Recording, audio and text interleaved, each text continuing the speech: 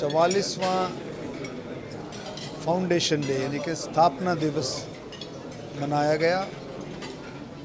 वैसे 12 जुलाई को स्थापना दिवस है। पूरे देश में ये अपने हिसाब से नाबार्ड का स्थापना दिवस मनाया जाता है। हरियाणा ने 44वां स्थापना दिवस मनाया, जिसमें हमारे Srivastava ji reserve bank of India के रीजनल डायरेक्टर हैं, निवेदिता तिवारी जी हमारी चीफ जनरल मैनेजर हैं, हमारे प्रफुल्ल रंजन जी और भी डिफरेंट बैंकों के सीनियर अधिकारियों ने उसमें हिस्सा लिया। हमारे हरियाणा के कोऑपरेटिव से जुड़े काफ़ी सीनियर अधिकारियों ने भी इसमें हिस्सा लिया और कुछ लोग हमारे जो पैक्सेस से जुड़े हैं, जिन्होंने अच्छा काम किया है, जिन्होंने ई पैक्स बनाने में भूमिका निभाई है, उन लोगों को भी आज सम्मानित किया गया है और कुछ डिस्ट्रिक्ट कोऑपरेटिव बैंक के अधिकारियों को भी सम्मानित किया है, जिन्होंने अच्छा काम किया है। अच्छा काम इनसे क्या होता है? अच्छा काम का मतलब जो उस संस्था को प्रॉफिट में लेकर के आए हैं, उनको भी सम्मानित किया गया है।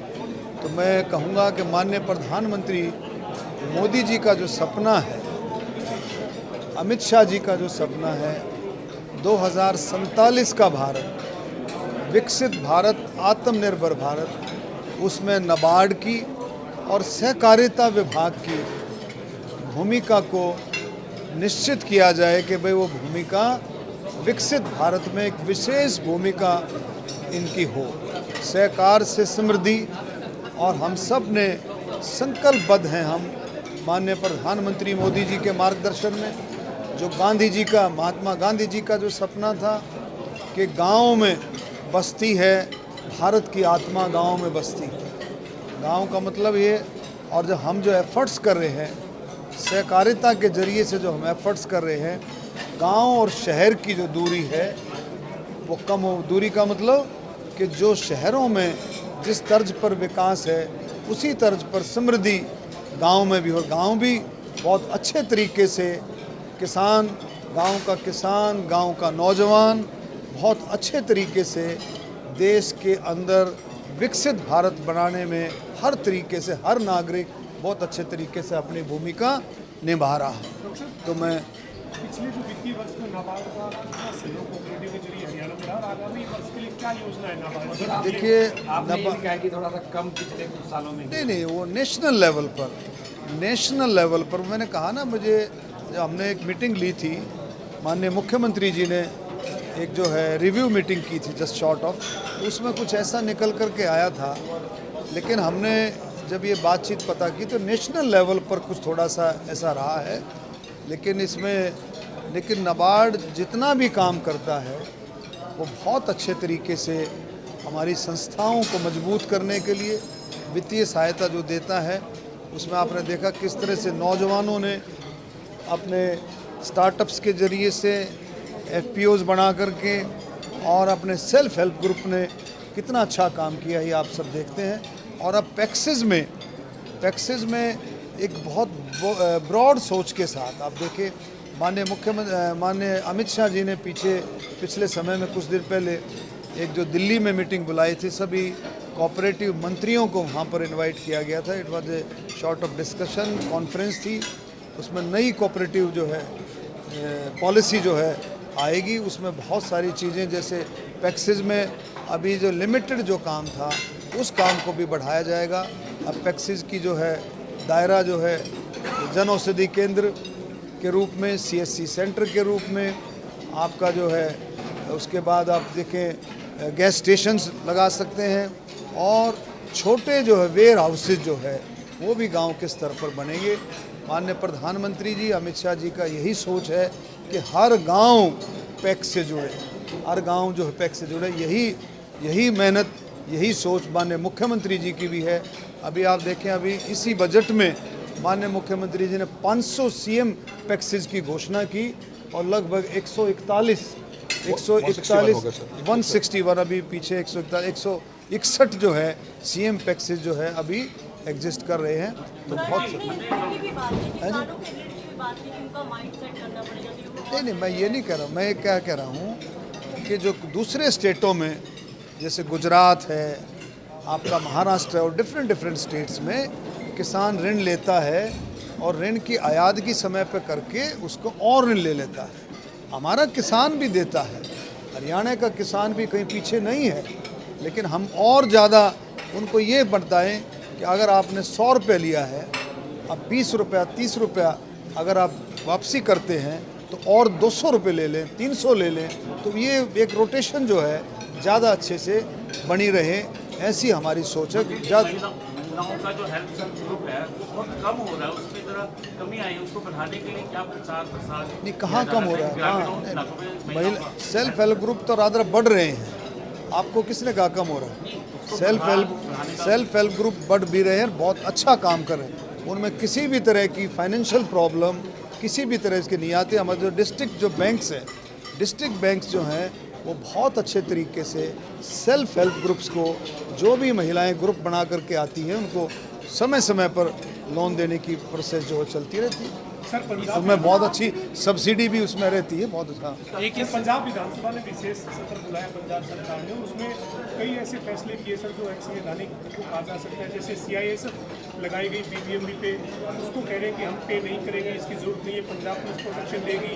ऐसे ही SYL का जो मामला है सर, उसमें भी ये कहा जा रहा है कि जमीन डिनोटिफाई हो चुकी है, SYL का कोई मतलब नहीं है। पंजाब सरकार के फैसलों को जो विधानसभा में विधेयक के रूप में पारित किए जा रहे हैं। देखिए, हर एक विधानसभा अपने आप में इंडिपेंडेंट है, वो अपना किसी भी समय स्तर बुला सकती है और अपने फैसले ले सकती है। लेकिन जो इंटर स्टेट जो फैसले हैं वो दूसरे स्टेट की सहमति से तभी बनते, या उसमें सेंटर इंटरफियर करे, ये दूसरे स्टेट की भी सहमति हो तभी है। हरियाणा का जो हक है SYL के ऊपर, SYL कैनाल और पानी के ऊपर जो हक है, वो अभी पीछे माननीय मुख्यमंत्री जी, पंजाब के मुख्यमंत्री भी और हमारे केंद्र के जल संसाधन मंत्री भी जो उसमें शामिल हुए थे, पटेल साहब। तो इसमें धीरे सब मिलकर के इसमें कोई सामूहिक जो फैसला आएगा वो आपको बताया। मंत्री जी, एक सवाल है कि उत्तराखंड ने 6ठी कक्षा से गीता को लागू कर दिया है। हरियाणा गीता की उद्गम स्थली है, क्या हरियाणा में भी इस तरह का काम किया जाएगा? देखिए, मैं इस बारे में बताऊंगा। मैं देश का उस समय जब मैं सांसद था 2019 से लेकर के 24 तक, और उससे पहले भी मैंने गीता, भगवत गीता जो हमारा पूजनीय ग्रंथ है, उसके ऊपर मैंने पार्लियामेंट में आवाज़ उठाई थी कि गीता को हम अपने पाठ्यक्रम में शामिल करें। तो जो स्टेट कर रहे हैं बहुत अच्छी बात है। पाठ्यक्रम मतलब स्कूल में, कॉलेज और यूनिवर्सिटीज़ में गीता को कहीं ना कहीं किसी न किसी तरीके से हम शामिल करें। उत्तराखंड ने शामिल किया है, उत्तराखंड बधाई का पात्र है। हरियाणा में भी गीता का पूरा प्रचार है। आप देखें, गीता मुनि परम आदरणीय ज्ञानानंद महाराज जी बहुत अच्छे तरीके से सरकार के सहयोग से बहुत अच्छा प्रचार है।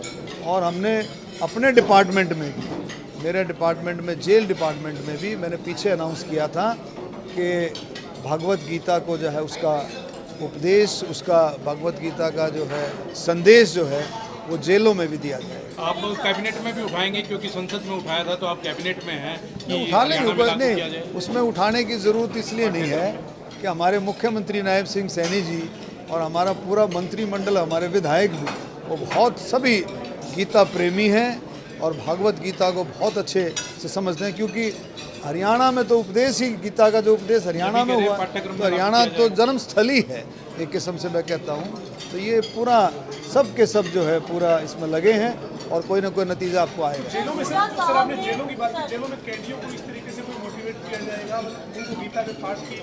देखिए, गीता का अब तुम ज़्यादा ब्रॉड लेके, गीता का जो है संदेश क्या है, गीता का जो मूल चीज़ है, मूल मंत्र है, वो रोज़मर्रा अगर आपने ध्यान से गीता पढ़ी है तो उसमें आप देखेंगे डेली यूजेस में गीता है, रोज़ाना के दिनचर्या में गीता है।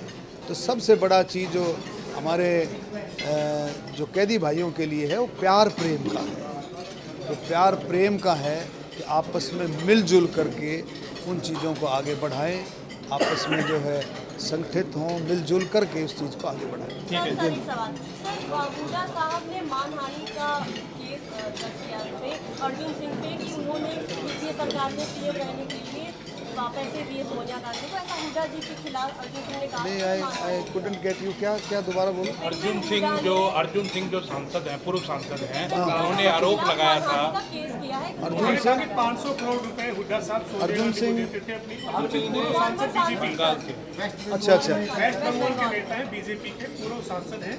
उन्होंने कहा कि 500 करोड़ रुपए हुड्डा साहब देते थे सोनिया गांधी को। ये उन्होंने हुड्डा साहब ने मुझे बताया, तो उन्होंने अपने बयान में ये कहा। अब हुड्डा साहब ने उनको नोटिस भेजा है मानहानि का। मुझे इस बारे में कुछ ज़्यादा